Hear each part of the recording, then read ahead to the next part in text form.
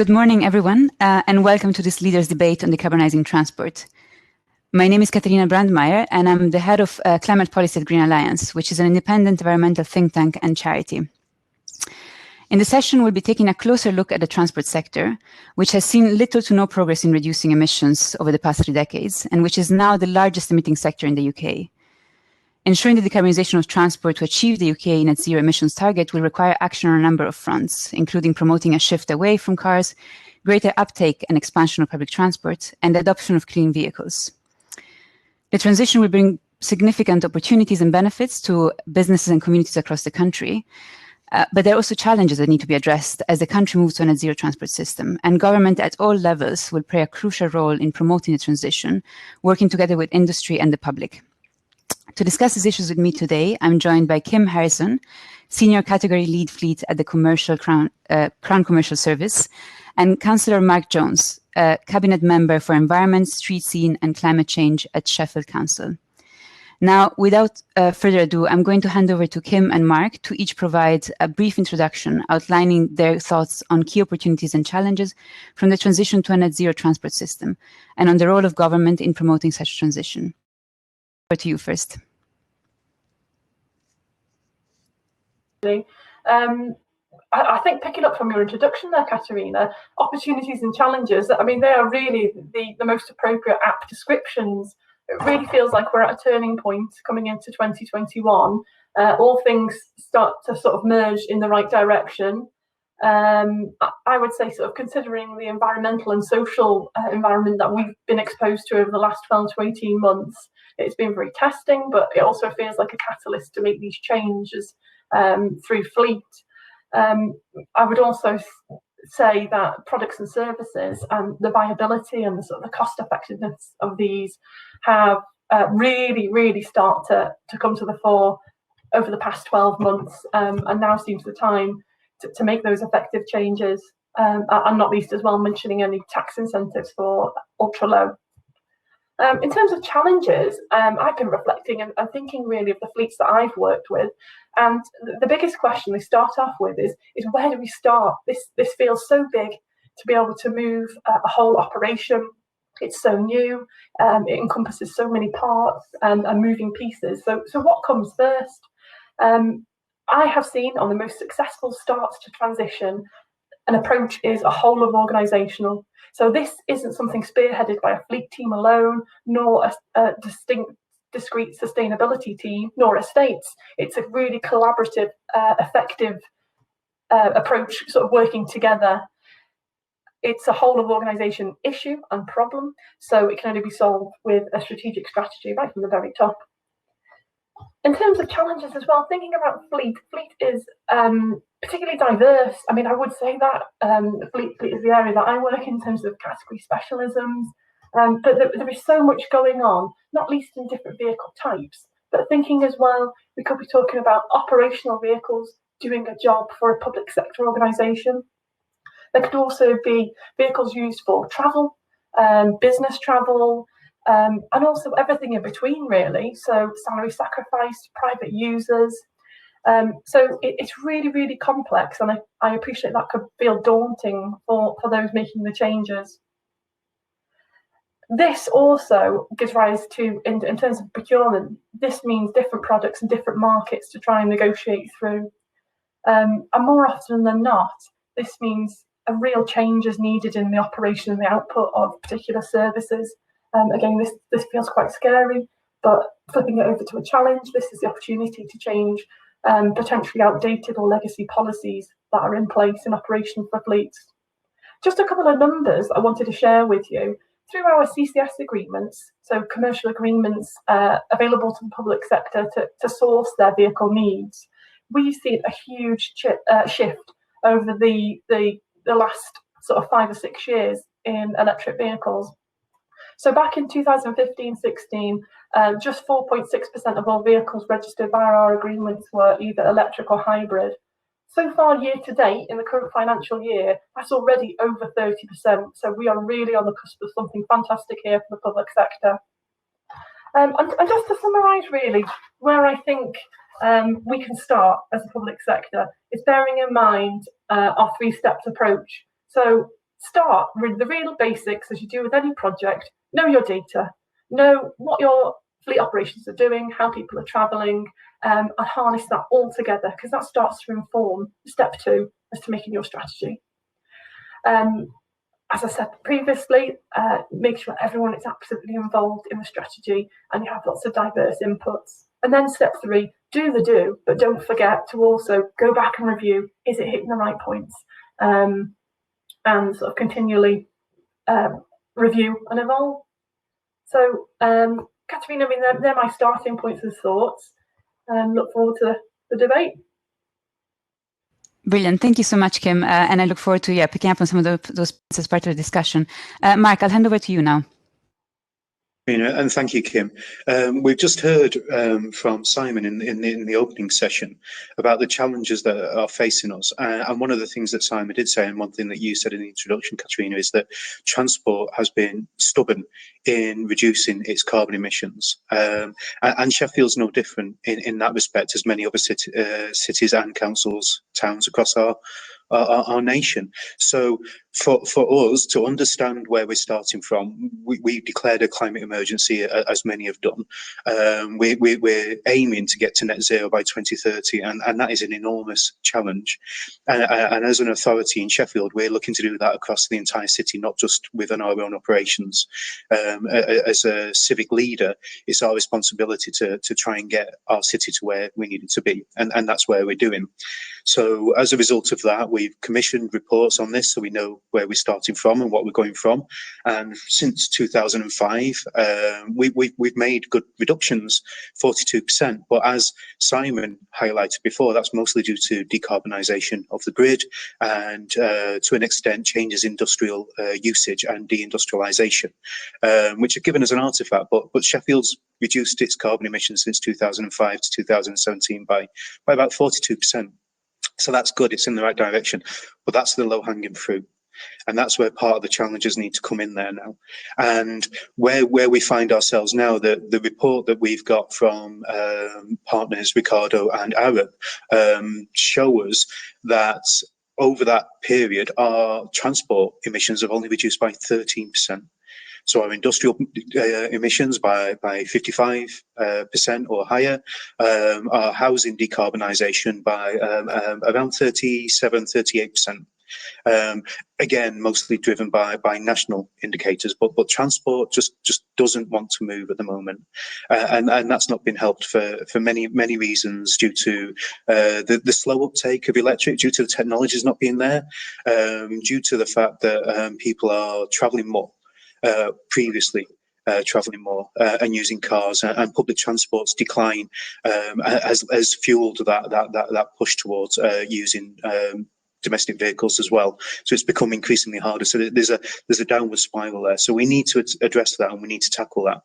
And more than anything, we need to make sure that the public feel they can transition to electric vehicles, or alternately, and better for us, to doing active travel, using bikes, walking. So through our planning systems, we need to make sure that we're building houses where people can live, where people can travel to work without the need for a car. But also, one of the things that we have seen through the pandemic, and we're doing it today, is remote communications, remote access, and remote working. It feels kind of weird that for the best part of a year I've barely been in the town hall because I'm working from home, and it's a strange feeling, but mostly it works. And for me, the transport opportunity we have here is to capture some of this remote working, so that we can ensure that going forward, we don't need to do unnecessary journeys. We don't need to go into the office if we don't need to. We don't necessarily need to go around to see clients or constituents or whatever it is, unless we absolutely need to. Now, don't get me wrong, face-to-face, there's no substitute for that. And like many, I'm looking forward to getting back to the office and going out for coffee with colleagues and friends. But we must build on these opportunities, and we must capture these changes that we've seen, or else we're not going to do it. Our projections show that our carbon budget will be exceeded by 2032, using all the opportunities and levers that are currently available to us from government. If we grasp every opportunity, every lever given to us, we'll still burn through our carbon budget of 16.5 million tonnes by 2032. So at that stage, the budget that we should be using over the rest of the century will already have exceeded. So we need to do more. We need to move faster, and we need to do this in a responsible way. And as Kim highlighted, our fleets are transitioning over, but we need to also caveat that with not just disposing of vehicles because they're petrochemically driven, but making sure we use up those vehicles properly, because there's a lot of carbon goes into the production of new machines and new batteries, and there's a lot of challenges. We need to balance this off, or else we will exceed our budgets rapidly. And that's kind of the challenges where we are now. Thank you. Great. Thank you, Mark. Very good overview. And in fact, if I can pick up on some of the points that you were just raising in your comments, which kind of levers is Sheffield planning to use to, I think, capture some of the positive trends that have emerged during the last few months, to make sure that we do sort of leverage those going forward? And also, perhaps if you can comment on what are the plans to ensure that also the public sort of feels comfortable in getting back to public transport when government guidance obviously advises that it's safe to do so. Because obviously we have seen private travel recovering very fast, but public transport obviously has suffered very much during the last few months. Absolutely. So we've bidden in successfully to the Transforming Cities Fund that government is offering, and through that we're adopting the Dutch standards for cycle schemes for segregated cycling. Now, as many councils across the nation did, we put in place temporary traffic measurements using the legislation that government brought forward to introduce new cycle schemes, new segregated roads. While our roads were empty, we tried to put in place more facilities for cyclists and for pedestrians. We had pushback on that. And some drivers didn't like that, but even though there was a reduction in vehicles on the road early on in the pandemic, where we put in interventions, we still saw traffic jams, which isn't great because all those exhaust fumes from idling vehicles. But what it did show is that where we do put in segregated systems, cyclists feel more confident. And Sheffield, if we can get cyclists out in Sheffield, we can get cyclists out everywhere, because we are such a hilly city. Electric bikes, I've not succumbed to needing an electric bike yet, but I'm not far from it. But where we can build that infrastructure and that opportunities for people to walk and cycle better, then that's great. But adopting the Dutch standard is expensive. If we could repurpose roads, it would be a lot easier, because there's a lot of tarmac out there. But we still have people using cars, and we still need to get people around the city who aren't able to move freely and easily themselves.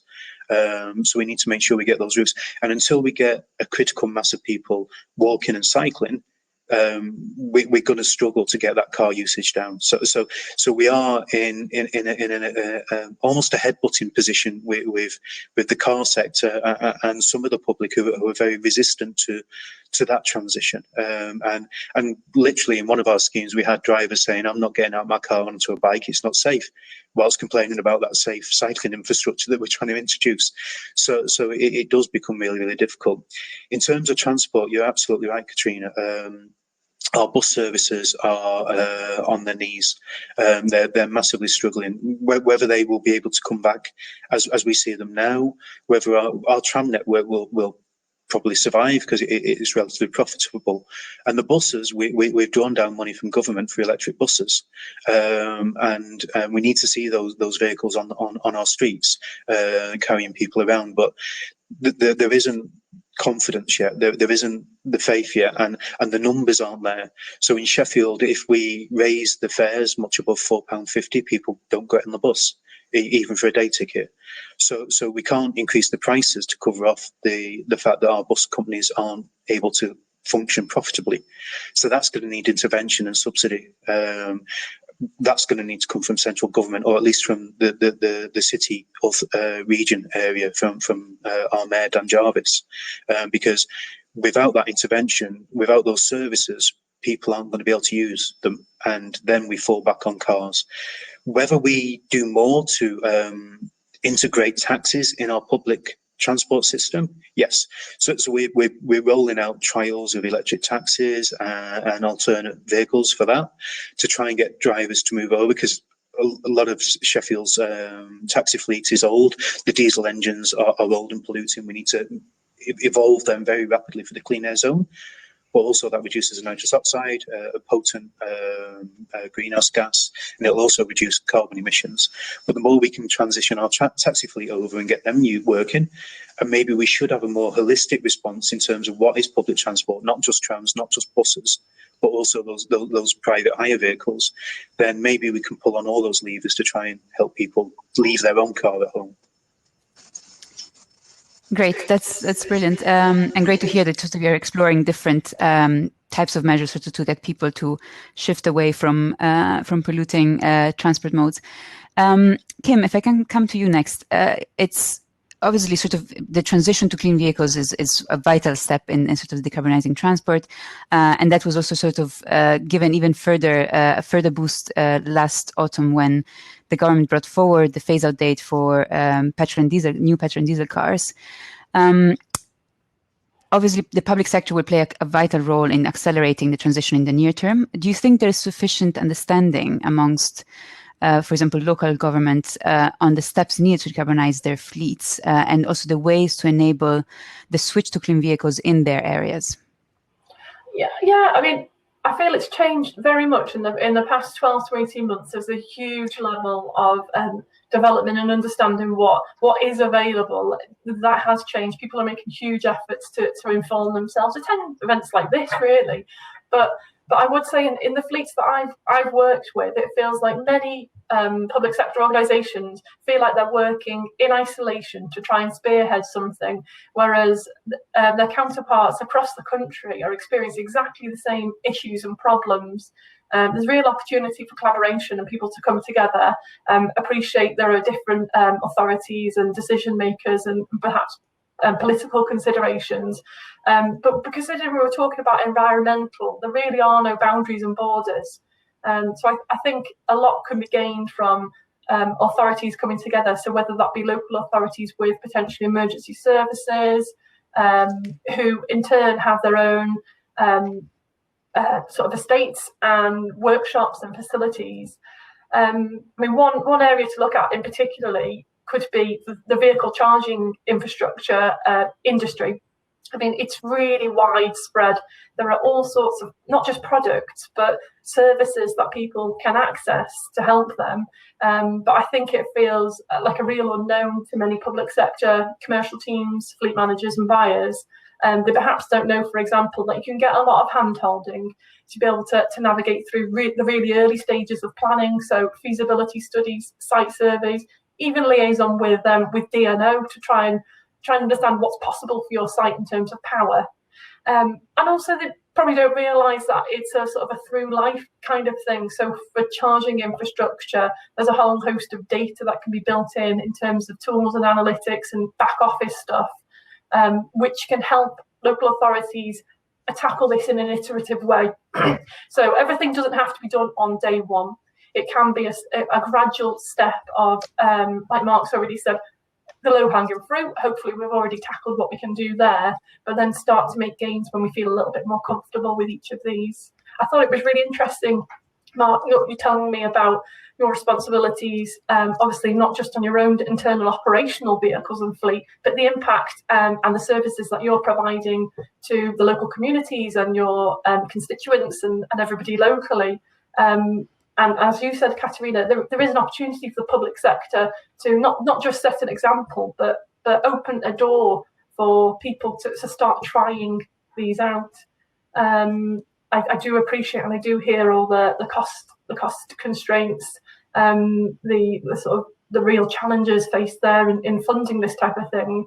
But again, there are potential options. There are things to explore. I think you've already mentioned various types of funding and grants. And the free sort of advice and services available. And also in being a commercial person, I want to talk about the construct of contracts as well. So again, going back to vehicle charging, there is a way to open it up to staff either free or a charge-based system. It could even be a cost-neutral, potentially network. I mean, there's a whole raft of potential ways these types of solutions can be set up. Great. And in fact, building on that, where do you see some of the areas where also the public sector can create early markets for sort of innovative solutions? And by that, I don't just mean sort of technological solutions, but also thinking about new business models, new financing mechanisms, new ways of engaging with the transport system, which therefore sort of will promote also then uptake in the wider in the wider society.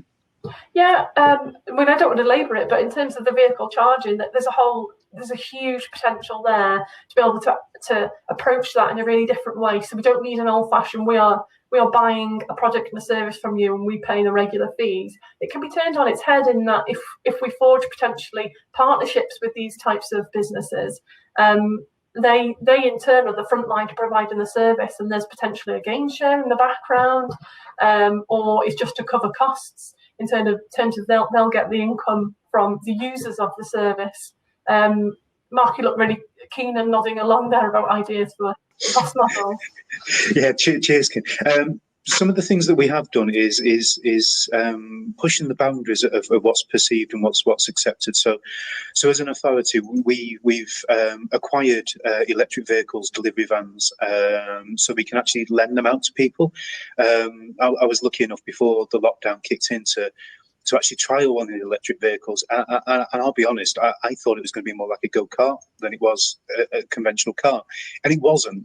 I was reassured to find that I could actually jump behind the wheel and just drive this thing normally, rather than it being stop, go and bumping sessions, which did terrify me as I got in this vehicle, I'll be honest. But making those vehicles available to businesses helps them understand that the electric vehicles can work for them.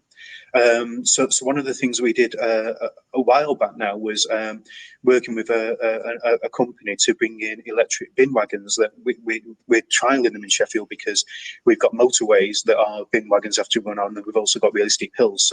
And we've got rural areas as well as urban areas. So if our bin wagons have the gear and battery capacity to run on the motorway and up a hill and on a big rural thing while collecting rubbish and taking it back to be processed and recycled into energy to charge itself, then that shows how you can close the circle there and how you can make gains and actually drive stuff forward.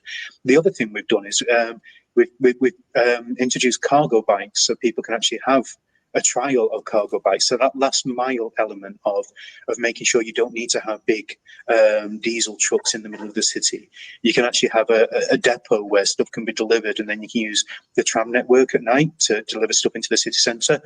And from there, you can then differentiate the journey down as individual suppliers come out and collect their stuff and use their delivery bikes and literally cycle it to their shops.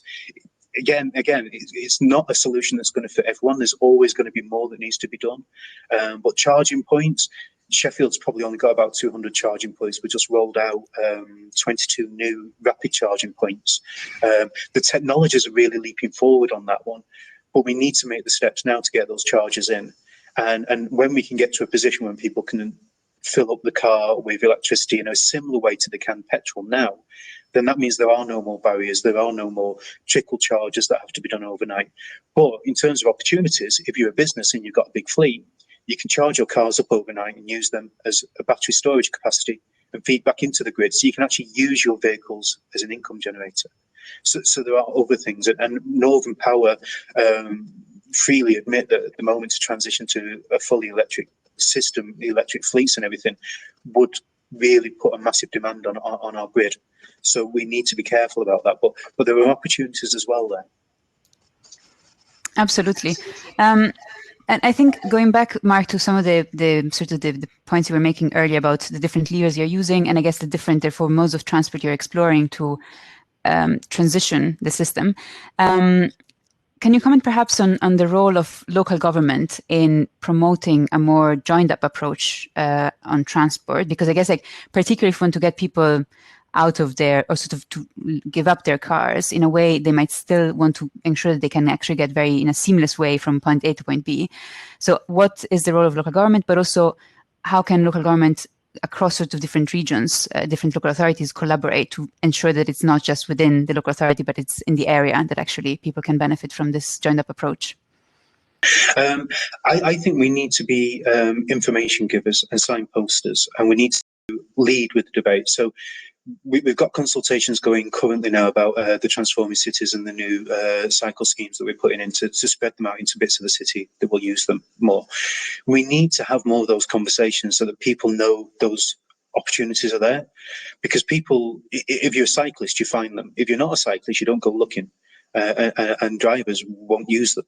So we need to make sure that the public understand that. But we also need to make sure that people understand the benefits of being outside of the car, or of living within a 15-minute city kind of thing that can give the community that gives back. And more than anything, we need to make sure that we become an honest broker where information can be gathered, because Kim touched on it before, people are nervous of making the leap.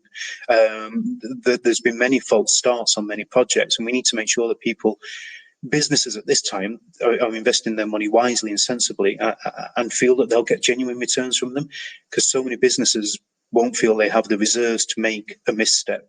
So they'll be extra cautious about doing it. So we need to do that. And where we can encourage government to help us on this one, where we can draw down more opportunities to invest in fleets and infrastructure, that's what we have to do.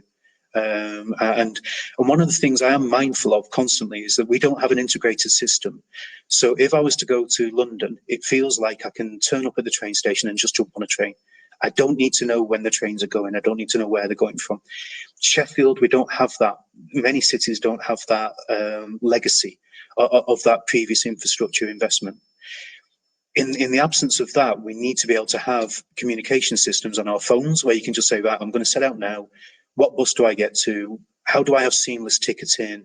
Which do I need to walk? Can I use my bike, and can I store it somewhere if I'm using it? We all need to do all that. And we need to push them better. We need to communicate and enable people to activate and live better. The information, the sort of seamless ticketing, and also exploring new ways of joining up potentially sort of existing transport connections so that it's easier for people to sort of switch from one to the other. Kim, if I can come to you next, I guess sort of building on this point, and how can sort of local authorities also ensure that they are providing chargers really tailored to all users? Because obviously there will be different needs depending on whether people have private charging or not, whether they're having their own car or not. So how can sort of local authority also ensure this level of widespread engagement with this new technology, also by providing charging that is appropriate? Yeah, well, I hate to be repetitive, but again, I think it's the data that comes first. So there's obviously the known stuff where people are already in these vehicles or operating, so we can track the type of things that they're doing. But it's also future looking and kind of projecting the types of journeys and trips that people will be making. Appreciate in this current era that will have changed and that will have altered. And like Marcus said at the outset, things are very, very different now. People probably feel more comfortable inclined to jump into their own vehicle and try to access public transportation.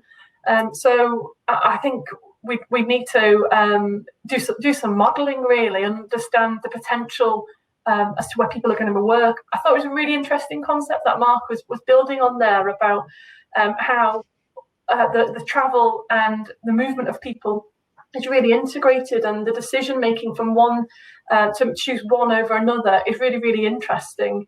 And I know the same is apparent, it's emerging in the fleet industry, and for fleet operations known as total mobility or mobility as a service. And it's the continued integration of what a fleet is doing operationally, what travel is doing, and everything else in between. And it's really about making those smart decisions, driven by data, driven by knowing the cost of things. And when we say cost, it's not just the money, it's, you know, what is the carbon impact of that journey, what's the time saved, the time benefit, and for organisations, what's potentially the cost to expenses and overtime and hours and things like that. And I know I'm describing a scenario that's for a workplace and employees, but I think that is potentially transferable to a wider network of people. So, as you say, Mark, it's about smart solutions to access it. So apps that tell you when's the next bus, train, or other. Is it a car club that people can access to, to move quite viably via a greener solution? We're really on the cusp of it. And I wouldn't also mind mentioning, picking up on what Mark said about refuse vehicles. So there is some great stuff going on with the electrification of these vehicles. Feels like we are we're on a slightly slower curve than perhaps the cars and the vans for that. They seem a bit more sort of developed in their product cycles for that. But we are really on the verge of something. And it's not just electric, I suppose, is it? So there's lots going on with hydrogen vehicles, including applying hydrogen to existing vehicles in the fleet. So as Mark said, not just dumping and leaving vehicles which have, a 7-10 year life cycle, and thinking of the impact that has. There were lots of really exciting innovations coming out of the market. Brilliant. We are now coming to the end of the session. I'd like to thank Mark and Kim for a very interesting discussion.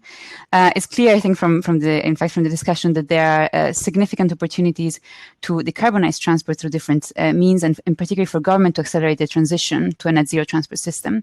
And I'd like to emphasize, perhaps as a final point, that this will not only help to cut emissions, but it will also deliver a wealth of benefits for UK communities and businesses, helping reduce air pollution and congestions, while also stimulating investment in new industries that will be competitive in a net zero future. Thanks again to the speakers, and thank you all for joining us, and I hope you enjoy the rest of the conference.